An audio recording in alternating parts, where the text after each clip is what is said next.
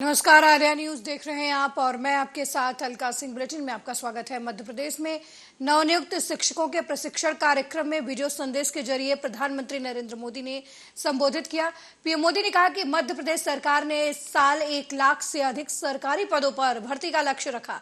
इस साल के अंत में 60,000 से ज्यादा शिक्षकों की नियुक्ति भी लक्ष्य है। शिक्षा की गुणवत्ता में मध्य प्रदेश में बड़ी छलांग लगाई है। इस रैंकिंग में मध्य प्रदेश का स्थान 17वें नंबर पर से 5वें नंबर पर पहुंच गया है, यानी 12 नंबर की छलांग, वो भी बिना हो हल्ला किए। सरकार ने इस वर्ष 1 लाख से अधिक सरकारी पदों पर भर्ती का लक्ष्य रखा है। इस साल के अंत तक 60,000 से ज्यादा शिक्षकों की नियुक्ति का भी लक्ष्य है। इन्हीं प्रयासों का परिणाम है कि नेशनल अचीवमेंट सर्वे में एमपी ने शिक्षा की गुणवत्ता में बड़ी छलांग लगाई है। इस रैंकिंग में एमपी का स्थान 17वें नंबर से 5वें नंबर पर पहुंच गया है, यानी 12 नंबर की छलांग, और वो भी बिना हो हल्ला किए, बिना शोर मचाए, बिना विज्ञापनों पर पैसे लुटाए, चुपचाप। इस तरह का कार्य करने के लिए समर्पण चाहिए। समर्पण के बिना यह संभव नहीं होता है। एक प्रकार से साधना भाव चाहिए, शिक्षा के प्रति भक्ति भाव चाहिए। मैं मध्य प्रदेश के विद्यार्थियों को, मध्य प्रदेश के सभी शिक्षकों को, एमपी सरकार को शिक्षा के क्षेत्र में इस महत्वपूर्ण सिद्धि के लिए और इस मौन साधना के लिए बहुत बहुत बधाई देता हूं। वहीं प्रधानमंत्री नरेंद्र मोदी ने वर्चुअली सभा को संबोधित करते हुए सीएम गहलोत और कांग्रेस पर तंज कसा है। पीएम ने कहा कि मैं गहलोत का आभार व्यक्त करता हूं। इन दिनों राजनीतिक आपाधापी में वे अनेक संकट से गुजर रहे हैं, उनके बावजूद भी विकास का कार्य कर रहे हैं। उसके लिए समय निकाल कर आए हैं। जो काम आजादी के तुरंत बाद हो जाना चाहिए था, नहीं हो पाया है। गहलोत जी को कहना चाहता हूं, गहलोत जी आपके तो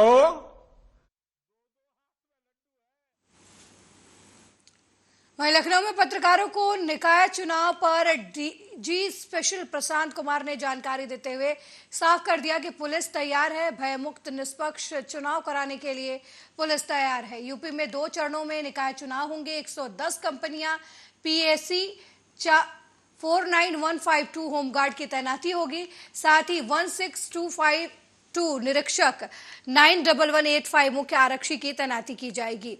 मुख्यालय स्तर पर चुनाव सेल गठित कर दिया गया है। नगर निकाय सामान्य निर्वाचन 2023 के संबंध में राज्य निर्वाचन आयोग के द्वारा दिनांक 9 अप्रैल 2023 को अधिसूचना जारी कर दी गई है। उत्तर प्रदेश पुलिस पूर्ण तत्परता के से उपलब्ध संसाधनों, जनशक्ति एवं नवीनतम तकनीक का प्रयोग करते हुए नगर निकाय निर्वाचन 2023 को भयमुक्त, निष्पक्ष एवं पारदर्शी तरीके से संपन्न कराने के लिए पूरी तरीके से तैयार है। नगर निगम सामान्य निर्वाचन 2023 को सकुशल संपन्न कराए जाने हेतु मुख्यालय स्तर पर एक चुनाव सेल का गठन पूर्व में ही कर लिया गया है। इस वर्ष उत्तर प्रदेश में 2 चरणों में नगर निकाय चुनाव कराए जाने का निर्णय लिया गया है। प्रथम चरण में मतदान दिनांक 4 मई को 9 मंडलों जैसे कि सहारनपुर, मुरादाबाद, आगरा, झांसी, लखनऊ, गोंडा, गोरखपुर, प्रयागराज एवं वाराणसी के 37 जनपदों तथा द्वितीय चरण का मतदान दिनांक 11 मई 2023 को 9 मंडलों क्रमशः मेरठ, अलीगढ़, बरेली, कानपुर, अयोध्या, बस्ती, चित्रकूट, आजमगढ़ एवं मिर्जापुर के 38 जनपदों में संपन्न कराया जाएगा। संपूर्ण प्रदेश में मतगणना एक ही दिन दिनांक 13/5/2023 को प्रातः 8 बजे से प्रारंभ होगी। उक्त निर्वाचन आदर्श आचार संहिता का अनुपालन किए जाने हेतु सभी को पहले से अवगत करा दिया गया है तथा इस दौरान कोविड के। खबर उज्जैन जिले से है, जहां वडनगर तहसील के खरसोद कला गांव में कांग्रेस के नेता और पूर्व मंत्री जीतू पटवारी पहुंचे और इस दौरान जीतू पटवारी ने राज्य सरकार और केंद्र सरकार को असफल बताया। साथ ही कहा कि आम नागरिक परेशान हो रहे हैं, सरकार के अच्छे दिन नहीं आए और बुरे दिन ला दिए हैं।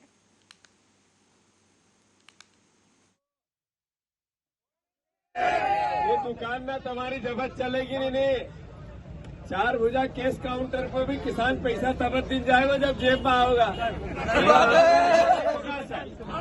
तो शिवराज सिंह का सुनना चाहिए कि नहीं सुनना चाहिए?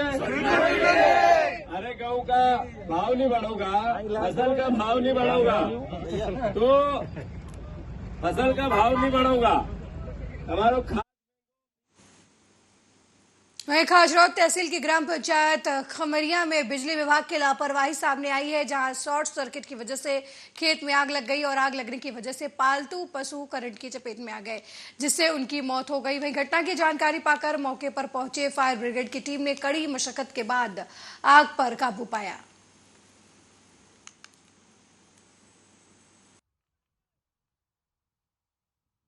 वहीं कटनी पुलिस अधीक्षक अभिजीत कुमार रंजन की तरफ से चलाए जा रहे नशा मुक्त अभियान के तहत सलीमनाबाद पुलिस ने गांजे की एक बड़ी खेप को पकड़ने में सफलता हासिल की है। पुलिस ने पत्थरों से लोड एक ट्रक में ले जा रहे 20 लाख रुपए कीमत के 125 किलो गांजा बरामद किया। इसके अलावा एक ट्रक, एक स्कॉर्पियो सहित पुलिस ने 8 लोगों को हिरासत में लिया है।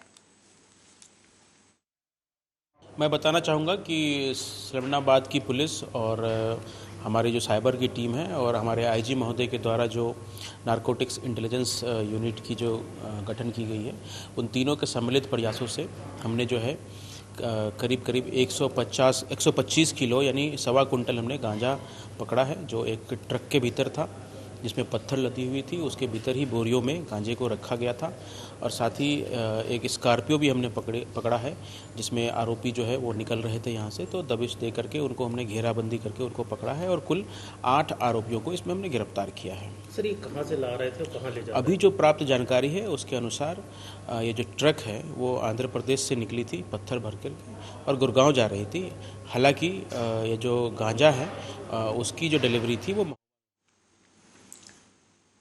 वहीं 13 अप्रैल को मुख्यमंत्री के बस्तर प्रवास को देखते हुए सुरक्षा व्यवस्था तगड़ी की जा रही है। लालबाग में होने वाले सरकार के भरोसा कार्यक्रम में मुख्यमंत्री के साथ कांग्रेस की राष्ट्रीय महासचिव प्रियंका गांधी भी मौजूद रहेंगी। वहीं वीवीआईपी के दौरे को लेकर सभास्थल और एयरपोर्ट तक सुरक्षा बढ़ा दी गई है। सभास्थल पर 3 लेयर में सुरक्षा व्यवस्था की गई है।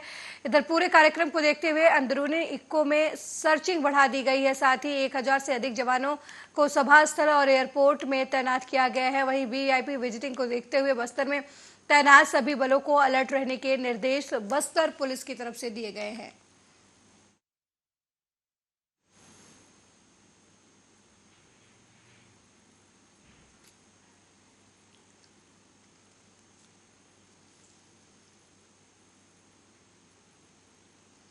वहीं कांग्रेस प्रवक्ता पवन खेड़ा ने प्रेस वार्ता कर बीजेपी पर हमला बोला है। पार्टी मुख्यालय में संवाददाता सम्मेलन में उन्होंने कई राज्यों के राज्यपाल रहे सत्यपाल मलिक को लेकर बोला है। उन्होंने कहा कि 300 करोड़ की रिश्वत के एक मामले का खुलासा करते हुए राष्ट्रीय स्वयं सेवक संघ नेता राम माधव का नाम सत्यपाल मलिक ने लिया और प्रधानमंत्री नरेंद्र मोदी को इस मामले में उनके खिलाफ तात्कालिक कार्रवाई करनी चाहिए। सतपाल मलिक जी एक संवैधानिक पद पर आसीन थे अभी कुछ वक्त पहले तक। एक बहुत महत्वपूर्ण खुलासा नाम लेकर कर रहे हैं। आरएसएस के एक वरिष्ठ नेता राम माधव का उन्होंने स्पष्ट तौर पे नाम लिया प्रधानमंत्री के करीबी से जुड़े हुए ये शब्द सतपाल मलिक जी के हैं। इस इंटरव्यू में तो उन्होंने पूरा खुलासा करके नाम लिया है। 2021 में उन्होंने सिर्फ इतना कहा था कि आरएसएस के एक वरिष्ठ नेता मेरे पास आए थे और कोई डील लेकर आए थे। 2021 में जब इन्होंने ये खुलासा किया, अक्टूबर 2021 की बात थी कि 300 करोड़ रुपए की घूस की पेशकश आरएसएस के एक वरिष्ठ पदाधिकारी ने उनको की थी।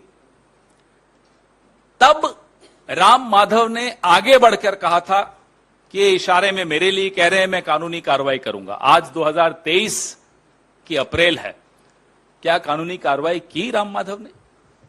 अगर की तो आप सबके माध्यम से साझा करें वो जानकारी। ये सवाल उठाते हुए उन्होंने न केवल राष्ट्रीय स्वयंसेवक संघ का नाम लिया, उन्होंने प्रधानमंत्री का भी नाम लिया है। यह छोटी बात नहीं है, बहुत गंभीर बात है, क्योंकि सतपाल मलिक कोई कांग्रेस के नहीं है। 2 दशक से भारतीय जनता पार्टी के वरिष्ठ नेताओं की श्रेणी में उनका नाम आता है और आपके इतने चहेते हैं या थे कि आपने उनको जम्मू कश्मीर जैसे संवेदनशील राज्य का राज्यपाल बनाया आज से कुछ साल पहले, और वो भी ऐसे दौर में बनाया जब आप 370 हटा रहे थे। आपको अपना एक विश्वास पात्र व्यक्ति वहां चाहिए था और आपने उनको वहां लगाया। अगर आपका अपना चहेता व्यक्ति संवैधानिक पद पर जो आसीन रहा हो वो किसी का नाम ले रहा हो तो 2 ऑप्शंस हैं आपके पास, या राम माधव और प्रधानमंत्री खुद इन पर मानहानि का दावा करें सतपाल मलिक जी पर, और या फिर राम माधव पर कार्रवाई करें। कोई तीसरा इसमें ऑप्शन बचता नहीं है। दोनों में से एक सच बोल रहा है, पता लग जाएगा कौन सच बोल रहा है। अब सतपाल मलिक जी को राज्यपाल आपने बनाया, पिछले 2 दशक से आपकी पार्टी के वरिष्ठ नेता हैं, संवेदनशील राज्य का आपने उनको राज्यपाल बनाया। आज सतपाल मलिक जी कहां हैं? आज सतपाल मलिक जी अपने निजी घर में दिल्ली में एक पीएसओ लेकर बैठे हैं।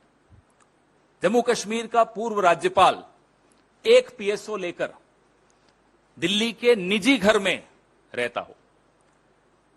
नहीं तो आजकल तो कुछ गुलाम भी हैं जो आपकी पार्टी के भी नहीं हैं, परोक्ष रूप से तो नहीं है। उनको Z+ सिक्योरिटी दे रखी है, उनको साउथ एवेन्यू में बढ़िया सा बंगला दे रखा है। सतपाल मलिक जी से क्या खफा हो गए? क्यों खफा हो गए? वो है जरा खफा, ये तो सबको दिख रहा है। नहीं तो एक पीएसओ, और वो 2 बार चिट्ठी लिख चुके हैं गृह मंत्री को कि मुझे Z+ सिक्योरिटी दी जाए।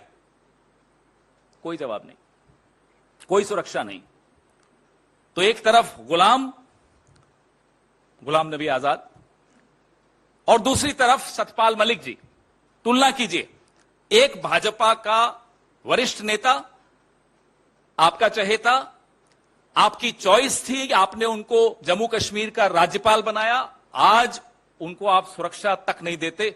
नहीं तो जम्मू कश्मीर में तो कोई डॉक्टर किरण पटेल नाम के एक ठग को भी Z+ दे दी थी आपने।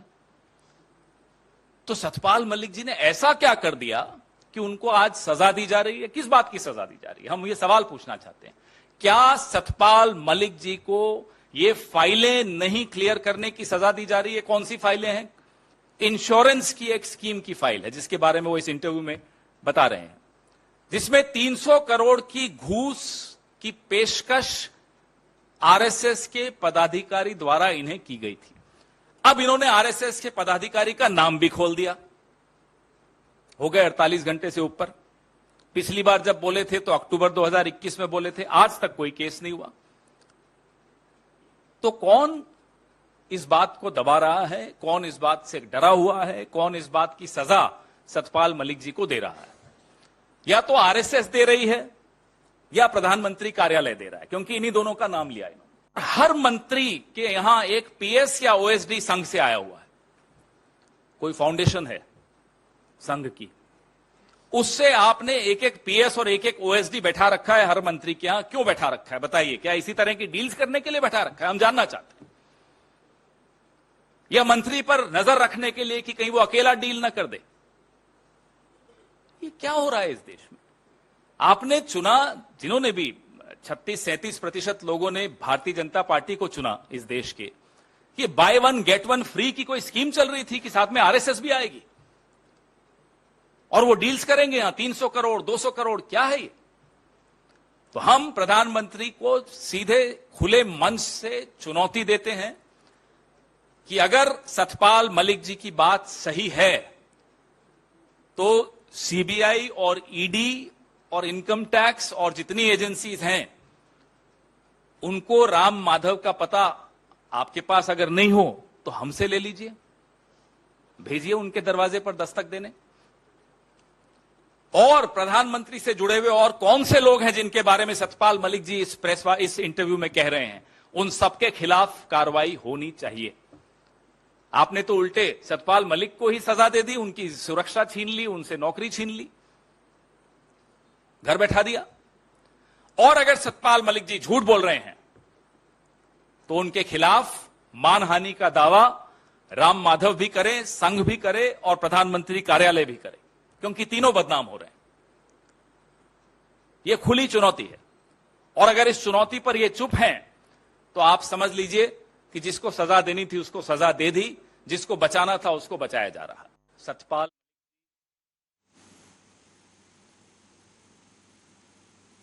वहीं गोरखपुर कोतवाली थाना क्षेत्र के टाउन हॉल के पास लगी भीषण आग में आधा दर्जन से ज्यादा दुकानें आ गई, जिनमें रखा हुआ सामान जलकर खाक हो गया। वहीं घटना की जानकारी पाकर मौके पर पहुंची फायर ब्रिगेड की टीम ने कड़ी मशक्कत के बाद आग पर काबू पाया। मिली जानकारी के मुताबिक फर्नीचर की दुकान के बगल में रेस्टोरेंट में सिलेंडर फटने की वजह से आगजनी की यह घटना हुई, जिसके जद में आने से आधा दर्जन से ज्यादा दुकान जलकर खाक हो गई।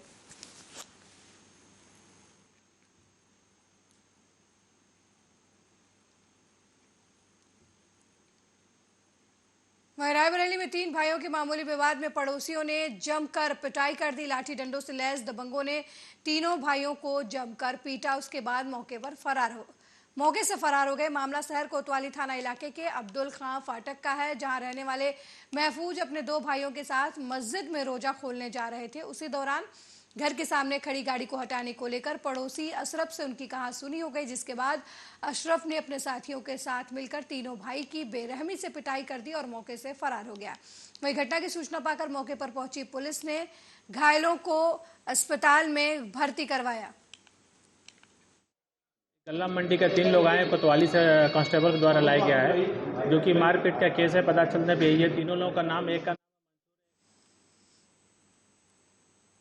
वहीं नगर निकाय चुनाव के लिए नामांकन प्रक्रिया शुरू हो गई है। नगर निगम परिसर में फोर्स तैनात है और अलग अलग दलों के उम्मीदवार नगर निगम कार्यालय पहुंचने लगे हैं। वहीं डीएम नवनीत सिंह चहल नगर निगम परिसर का निरीक्षण करने पहुंचे, जहां सभी व्यवस्थाएं उन्हें दुरुस्त मिली। आपको बता दें कि नगर निगम कार्यालय में 21 कमरों में नामांकन प्रक्रिया चालू है। मेयर के प्रत्याशियों के लिए अलग से सदन कक्ष में नामांकन प्रक्रिया शुरू हो गई है।